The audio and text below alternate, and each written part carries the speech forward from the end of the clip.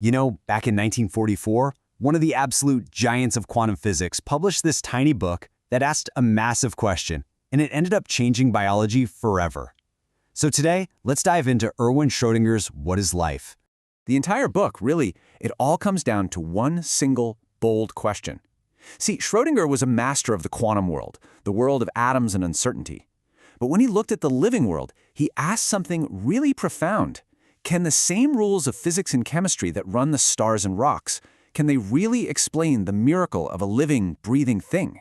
And right away, that question slams into a wall. It's a huge puzzle for a physicist. Because to someone like Schrödinger, the incredible orderliness you see in life, well, it seemed to fly in the face of a fundamental law of the universe. So you've got this fascinating clash. On one side, you have living things, us, maintaining this incredible level of order.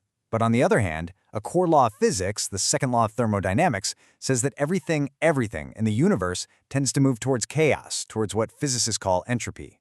So how on earth is life so stubbornly organized?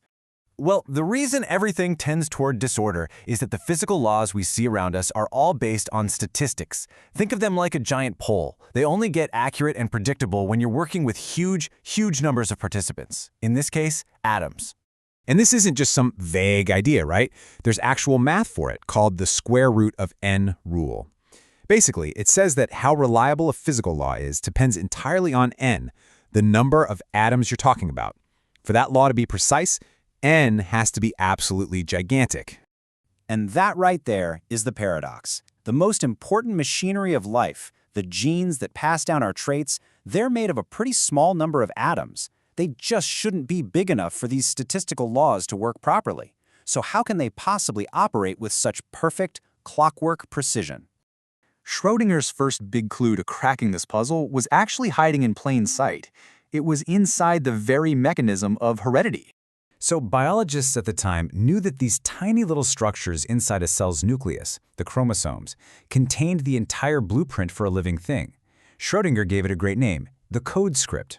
And what's just mind-boggling is that these incredibly powerful structures are built from a shockingly tiny number of atoms. You can tell Schrödinger was just amazed by this. He wrote that these chromosomes are both law code and executive power, architect's plan and builder's craft, in one. I mean, think about that. They don't just hold the plan, they are the builder. So, just how small are we talking about? Well, early guesses were that a single gene might have only about 1 million atoms. Now, 1 million sounds like a lot to you and me, but for a physicist dealing with statistical laws, it's nothing.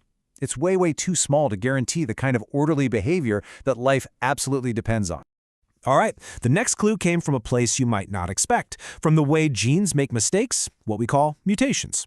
When geneticists actually looked at mutations, they saw something really weird. The changes weren't smooth or gradual. Instead, mutations were sudden, distinct, jump-like changes. An organism would have one trait, and then, boom, its offspring would have a totally different one. There were no in-between steps. For a physicist like Schrödinger, hearing about these discrete jumps was a massive aha moment. He said, "It reminds a physicist of quantum theory. The mutations are actually due to quantum jumps." This was it. This was the key link between the bizarre, tiny world of atoms and the grand scale of life. So this quantum clue, it leads Schrödinger directly to his brilliant idea for what a gene actually is at a molecular level.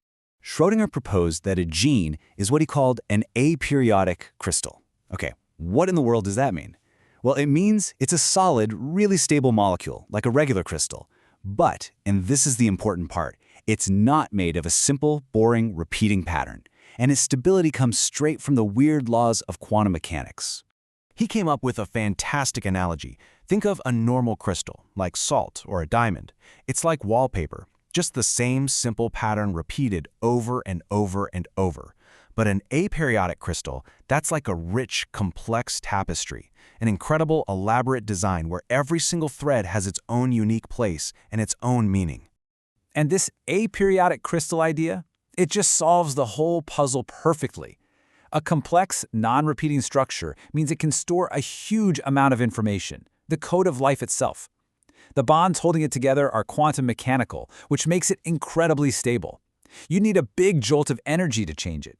And that's why our genes can stay the same for generations, resisting all the chaotic bouncing around from heat.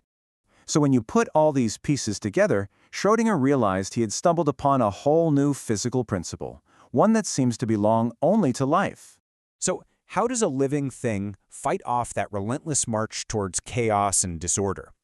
Schrödinger's answer was that it feeds on negative entropy.